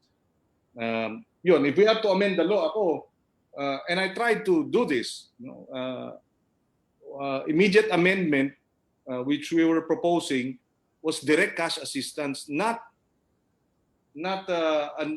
hindi may qualification kasi yung cash assistance sa dulo eh. In other words, kung umabot ng 10 billion, yung excess ng taripa, cash assistance. Ako hindi. Dapat cash assistance upfront dahil yung lugi is upfront. Lugi na upfront. Correct. So that is one proposed amendment that we would like to see. That there has to be direct cash assistance because ang laki talaga nung nawala sa rice farmers. Second, tama yung bakit tayo masyadong focus on the rice budget, diba? On rice. We should, in fact, it's not just, unfortunately, and this is the challenge, all other industries pretty much have this mindset of monocropping. All others, sub-crop sector. For example, almost 80% of coconut farms are monocrop. Diba? Kaya pagka bumagsak yung presyo ng coconut oil, gutom kasi yun lang ang pinaasahan. Tama si Mayor Nerivi na dapat mag-multi-cropping, magkaroon ng, kasi kung puro kalabasa lahat, di ba? Pag bumagsak ang presyo, parang negosyo yan. Kung negosyante ka, di ba? You reduce the risk by spreading the risk, di ba? And when you spread the risk, meron kang kalabasa, meron kang palay, meron kang livestock, di ba? It has to be multi-cropping. So going back to the rice tariffication, I think the other amendment is masyado atang nawala ang papel ng NFA sa pagprotekta sa ating mga rice farmers dahil talagang tinanggalan sila ng napakaraming kapangyarihan. I think we should review that. I think the NFA still should play a critical role, particularly in buffer stocking, pero kulang ang naging suporta rito. I'd like to see some amendments para yung kanyang mandate for buffer stocking is achieved. In the meantime, we have to continue to review its implementation. I'm willing to revisit it because right now, ang sinasabi nga ng mga datos, ang talagang kumita dito yung trader. Diba? Nawalan ng kita yung farmer kasi bumagsak na yung presyo ng palay. Hindi naman nakinabang masyadong yung ating consumer kasi bumaba lang ng piso, 2 piso yung presyo ng bigas. Yung gain sa consumer hindi commensurate sa losses ng farmer, correct? Yes. Dapat mas mababa yung presyo. That's true. Sino ang nakinabang? Yung rice trader. Yes. Sila ang malaki ang kinita rito. No? And that has to be corrected. How do we correct that? Again, we have to manage the importation effectively, number 1. 2, we really have to support our farmers and provide them the direct cash assistance kasi malaki ang nawala sa kanila. 3, impose itong increase in tariffs para itong importation ay ma-manage. 'Di ba? Kasi kung ang laki ng kito ng ating mga traders, 'di ba? Di dapat mas malaki rin ang mapuntang taripa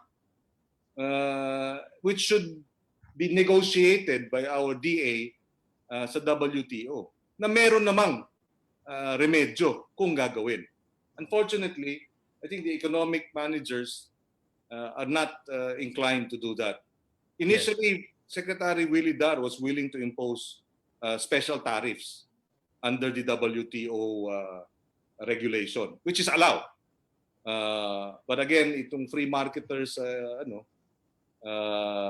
nagbago ang isip ni Willie, Secretary Willie, kasi nga wag daw galawin itong taripa at yung intervention ng gobyerno.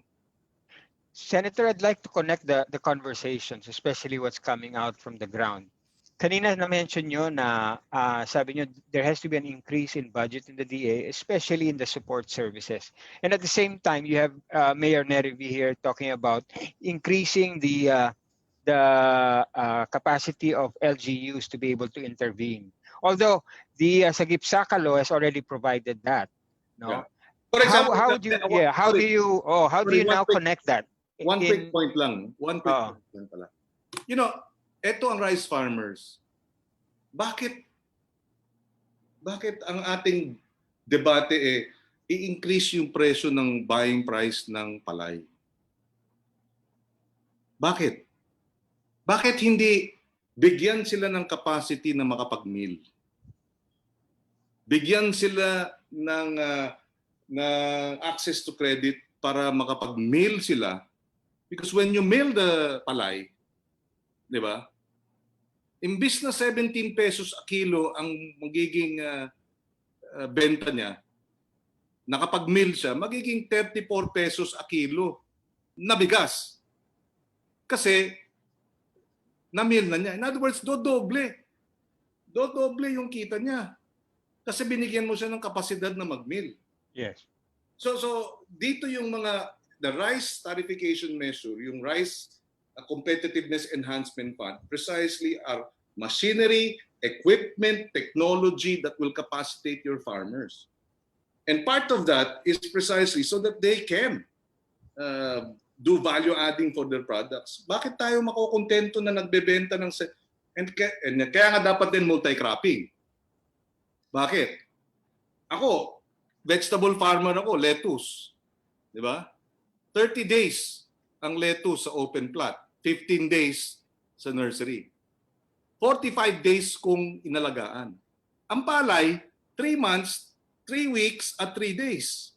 At ibebenta ko ng 17 to 21 pesos a kilo. After halos 4 na buwan kong inalagaan, yung 1 kilo 20 pesos. Yung commercial, yung high value crop na lettuce, 45 days kong inalagaan, pagka retail, pagka wholesale, 180 pesos o 150 pesos. Pero pagka retail, 380 pesos. Di ba? So, pagka what is emerging now from the conversation, sir, is that there has to be a multi-cropping. I think from the 3 speakers, nag-emerge yun even in the sustainable agriculture. Kay Mayor Nerivi, yung zoning as well from you. So and also what is emerging is that there has to be increased support for the farmers, increase their capacity. And at the same time, sabi ni Mayor Nerivi, kasama rin dun dapat yung empowerment ng LGU. There's one question here that so nandun po tayo kasi our job here is to be able to give a glimpse of a development towards recovery. Let's now shift our conversation to supply and supply chain because of this question. Kasi mukhang hindi pa natin masyadong napag-usapan at nagiging problema din nila Mayor Nerivi at nila Mayor Rommel. Last time po, may report na tungkol siya na nasayang na gulay sa Cordillera dahil po sa hirap ng transportation at mababang demand. Ang masama po, mas mabilis pa po na i-transport ang medyo may hugot ito, white sand ng Cebu sa Manila Bay. Ano po ang mga dapat gawin ng gobyerno para mabilis mailuwas ang mga gulay sa iba't iba pang produkto papunta po sa pamilihan? And I think the pun aside, but I think the one asking the question is very universal sa problema nila Mayor Nerivi. Maybe Senator Kiko, you can chime in in this. Yes, sorry. Yeah. Well, post-harvest facilities is critical so that you can really bring your products to the market. There was a study of the Benguet State University sa Cordillera yun, di ba? Up to 67% of the crop is lost by the time it reaches the table. And this is because of poor post-harvest support. And can you imagine if it was the other way around? What if we were able to bring 67% of the product to the table because of superior post-harvest? Bababa ang presyo ng bilihin? Tataas ang kita ng farmer dahil magiging, di ba, volume na ang labanan? Di ba? And makikinabang yung consumer. Mayor, So the challenge is, how do you now put in place support services yes. to post-harvest? Sabi ni Mayor Nerivi, yung cold storage will give your onions a shelf life of 9 months. Without a cold storage, your shelf life is 1 month. You will be at the mercy of all the traders. Pagka isang buwan lang yung mabubulukan ka na. Mapipilitan ka talagang ibenta kahit palugi. Pero pagka 9 months, nasa cold storage siya, pagdating ng 4th or 5th month, medyo mababa na yung supply, doon ka ngayon lalabas ng iyong produkto dahil naka-cold storage, mas magandang presyo. Mayor, Post-harvest is critical. maliban pa po sa post-harvest, coming from a very dynamic local government agriculture leader, what other things can you recommend in terms of supply chain improvements?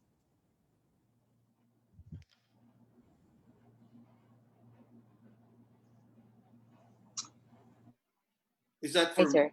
No, for Mayor ho. Kasi meron ng sinuggest ni Senator Kiko na sabi niya para mag-improve yung supply chain post-harvest facilities. Because when you increase post-harvest facilities, you're effectively increasing the along the value chain. No, so post-harvest, immediately may buffer agad yung magsasaka. At ito ginawa ninyo bilang isang alkalde, nagtayo kayo ng onion storage. Are there any ideas you have seen in your town that can contribute to the supply chain? Halimbawa po bagsakan o iba pa, ano pa po yung naiisip ninyo? Ako po, sir. So sa amin, naiisip ko din dyan yung pagpaprocess ng mga farm produce. Like, yun nga, pag marami kaming kamatis, ang ginagawa namin. So post-harvest din po? Kine-candy namin, or ginagawa namin ketchup, or gumagawa kami ng jam. Kung marami kaming singkamas, at ampalaya, at pipino, inaatsara namin. So, siguro sa malawakang scale, pwede nating gawin yan na i-process yung mga sobrang daming supply na mga gulay. Usually gulay po kasi pag bigas, wala nang problema sa bigas. Sa paggulay, pwede natin i-process yung mga yan. Like sa kalabasa, pwedeng gumawa ng mga noodles na gawa sa kalabasa. So, yun po yung ibang naiisip ko. So, ang dagdag niyo po din kay Senator Kiko, hindi lang post-harvest, pero wider scale value chain development from the government. Kayo po, Mayor Rommel, ano po yung maidadagdag ninyo dun sa supply chain improvement? Ito kasi lahat, there has to be good preparation bago tayo mag-agriculture. Dito sa amin, hindi ko susubukan o ibibigay ang isang project na hindi prepared. We cannot just plant without any looking forward to market. With regards to post-harvest facilities, we have to provide that. I think it is the obligation of the government, if you want the people to be able to eat properly and not to go hungry. The government should assess what is needed. That is why my advocacy here in Kauswagan is on agriculture. Why? On particularly organic agriculture, because may maraming component ang agriculture. We can address water, we can address farm to market roads, we can address education through capacitation of farmers, because hindi namin po we cannot allow the farmers to go farming without training. For me, yung sinabi kanina na sa Cordillera, hindi na dumating na yung because of poor transportation, because I can see that it's poor because of poor preparation, poor planning, poor management, and less LGU support. Sayang na sayang yung mga pagkain na yan. And with regards to monocropping, that is no longer here in Kauswagan. It is multi-cropping. Basic na lang yung coconut. Dito we do massive upland rice planting. It's rain-fed, but all organic agriculture. So So sinisynthesize ko lang ho as we go along. So far from the emerging conversation, multi-cropping, if there is a revision in the agriculture, so far increase in budget, so far increase in support, especially in extension services, and also more empowerment in the LGU, more post-harvest facility to be able to give a buffer to farmers.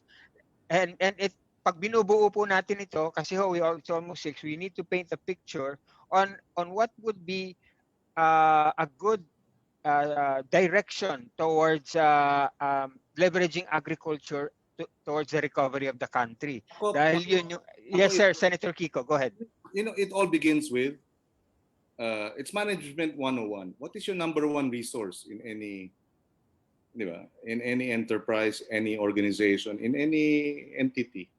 It's any corporate, it's the human being. So Human resource. investing in the people, strengthening the people. And kasama yun. Look at your farmers. Hindi lang kasama yun. Yun ang dapat sentro.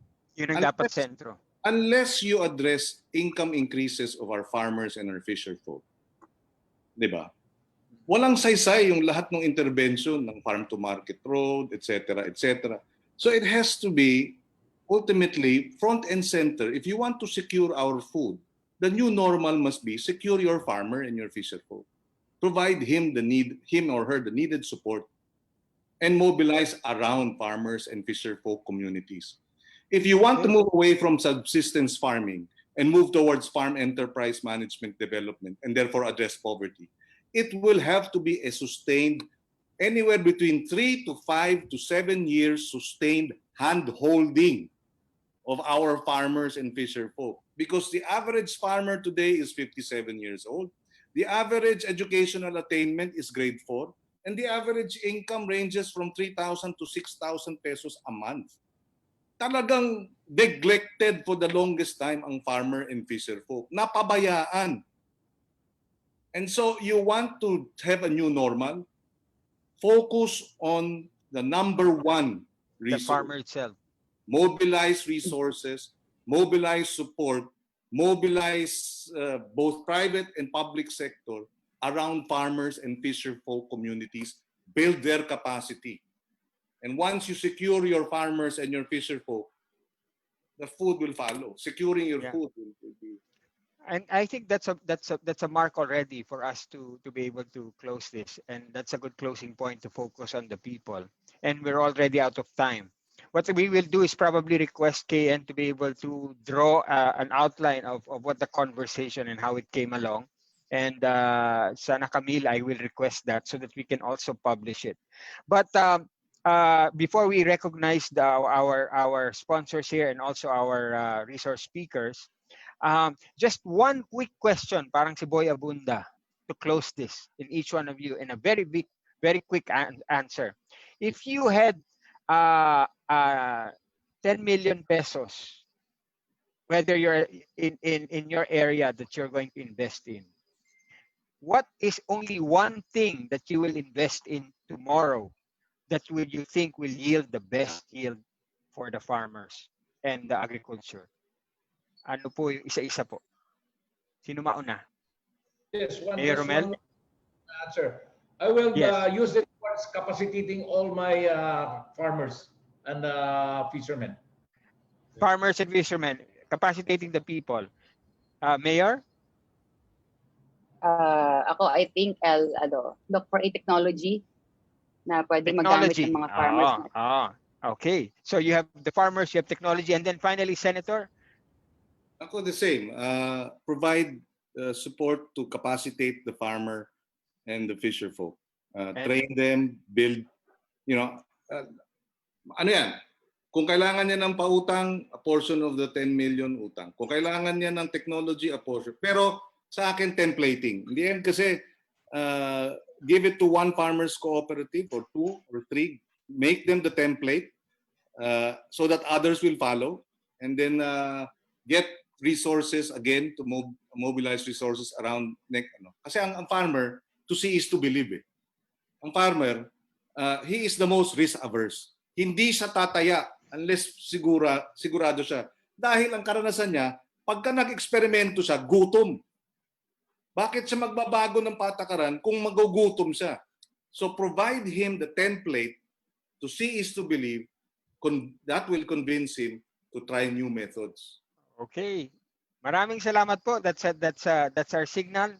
We would like to thank our partners here. First of all, thank you muna sa ating resource persons, Mayor Rommel, a champion na LGU farmer, Mayor Nerivi, same as well, a great leader in Nueva Ecija in agriculture, and Senator Kiko, very passionate, not just farmer and senator for agriculture and welfare of farmers.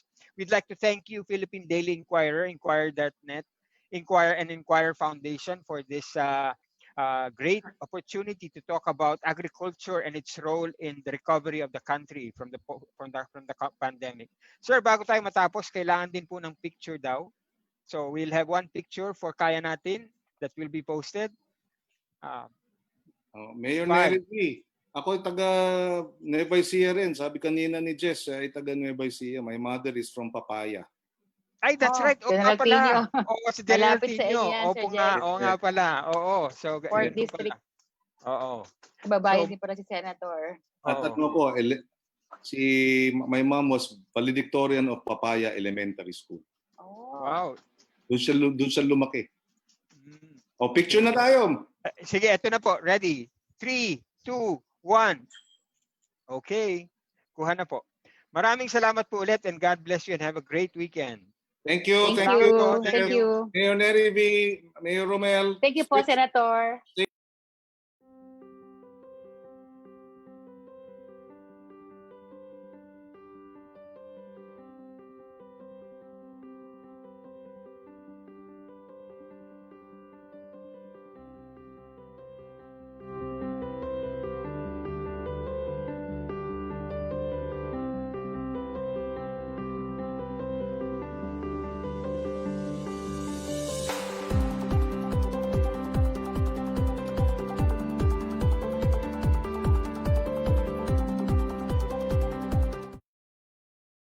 Governance.